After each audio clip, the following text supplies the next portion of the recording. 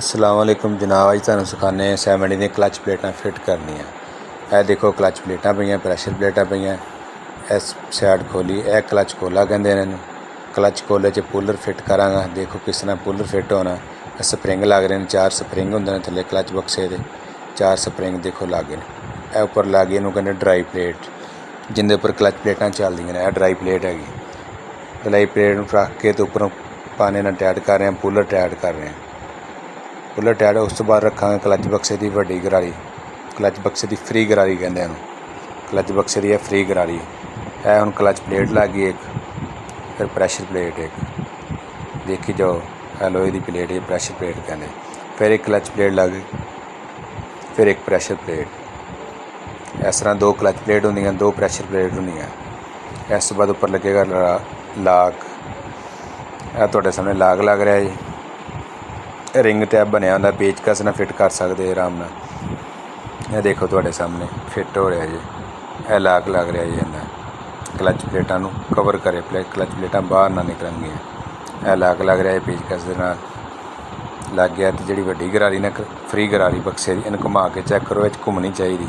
अगर नहीं घूमेगी तो क्लच नहीं काम करेगा। ओके हो गई। हुण पाने नाल खोल लो, खोल के बाहर 4 स्प्रिंग लगते हैं छोटे। यह भी 4 मूँह वाले पेचकस नाल लगते हैं स्प्रिंग। यह तुहाडे सामने स्प्रिंग फसा रहे हैं, साइडां वाले छोटे स्प्रिंग। 4 स्प्रिंग वड्डे होंदे जिहड़े अंदर लगदे क्लच प्लेटां थल्ले, 4 स्प्रिंग बाहरली साइड छोटे स्प्रिंग होंदे ने। यह स्प्रिंग लग रहे हैं तुहाडे सामने, छोटे स्प्रिंग लगा रहे हैं। पेचकस नाल ला के थोड़ा घुमा के ला लो। स्प्रिंग लग गए ने, छोटी गरारी लाई क्लच बक्से दे विच, बुश लाया है, बुश लग रहा है विच। यह बक्सा हो गया मुकम्मल, प्लेटां हो गई फिट विच। इहनूं पेट दे उपर लगावांगे, लगा के थल्ले एक लाक होंदा, थोड़ी ना लाक सट लाई गोडी रख के लाक रखना, वाश रखनी। एक उपर होंदा नट, वो नट टाइट करना है। तुहाडे सामने हत्थ नाल नट लगा रहा मैं। इस तरह ही तुसीं नट लगा लेना, काम मुश्किल नहीं है, बंदा घर बैठे। लो जी, एक क्लच बक्सा वेट के उपर लग गया, नट टाइट हो गया वा। पहले लाक आएगा, फिर वाशल आएगी, फिर नट लगेगा। तुहाडे सामने मुकम्मल फिटिंग होगी। उस बाद लगाना जैन आंदा, क्लच बक्से का छोटा जैन उपर लगा देनी, टिक्की लगा देनी है। टिक्की दे लगणगे 4 पेच, 4 पेच लगा रहे हैं तुहाडे सामने, टाइट हो रहे। 4 पेच टाइट करने ने, 4 पेच मुकम्मल टाइट करने, आमने सामने बराबर तो टाइट करने ने। 4 पेच ने, 4 मूँह वाले छोटे पेच ने। पेच टाइट हो गए। हुण क्लच बक्से का बैरिंग सीलां कढ़ के लाना, जिस तरह मैं ला रहा। सीलां दे नाल बैरिंग नहीं लाना, लगा के तो बैरिंग ठोकता है। स्प्रिंग गोली कहंदे ने, पुश कर दीजिए, थल्ले डबल लग गई, उपर गोली लग गई। स्प्रिंग गोली कहंदे ने मकैनिकल जुबान दे विच।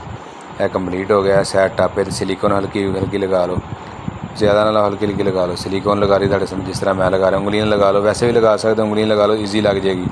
उंगलियां तद लगा रहे हैं कि जिहड़े नवें बंदे जिन्हां नहीं पता वो आराम नाल लगा। उपर लग गया टापे का जैन, साइड टापे जैन जरूरी है। अगर जैन तुहाडा नहीं सही होएगा, सिलिकॉन नहीं ठीक लगेगी, साइड तो लीकेज होएगी। ऐसे गल तो सिलिकॉन लगा के उपर जैन लगाईदा। पल्ला तैयार हो गया है, साइड बॉडी फिट हो रही है। हाँ जी, इस तरह हिला के थोड़ा फिट कर लो, थोड़ी मतलब हल्की सट ला लो। सट ला के साइड बॉडी फिट कर लो।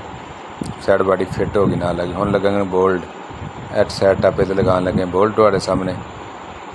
बोल्ड आमने सामने लगाने ने, छोटे बोल्ड एक साइडों से लगने ने, जिस तरह तुहाडे सामने ला रहे हैं। टोटल 8 बोल्ड होंदे ने साइड बॉडी के, ज़्यादा नहीं होंदे। 8 बोल्ड ने, इन्ना मुश्किल काम नहीं है, ईजी काम है। बंदा अगर देखे ना, समझे तो काम समझ सकता है। साइड टापे के बोल्ड टाइट हो रहे हैं। हुण तुसीं वीडियो देख लो कितनी देर च क्लच प्लेटां फिट हो गई हैं। अगर तुहानूं मेरा चैनल चंगा लगे, सबसक्राइब करो, लाइक करो, शेयर करो। बाकी मज़ीद इस तरह की वीडियो तुहाडे वास्ते, भरावां वास्ते बनांदा रहांगा। जिन्हां नूं नहीं काम आंदा, काम सिखांदा रहां। मोबाइल दी मकैनिक बना देंगा तुहानूं। तुहाडे सामने किक लग गई जी, किक लग गई। परली साइड तो पेचकस नाल मैं वर्म चुकन लगा वा।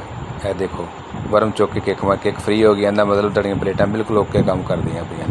लो जी, साइड फिटिंग हो गई है। बाकी भरावां दी तावां दी जरूरत है, तुहाडे सामने जे साइड फिटिंग हो गई।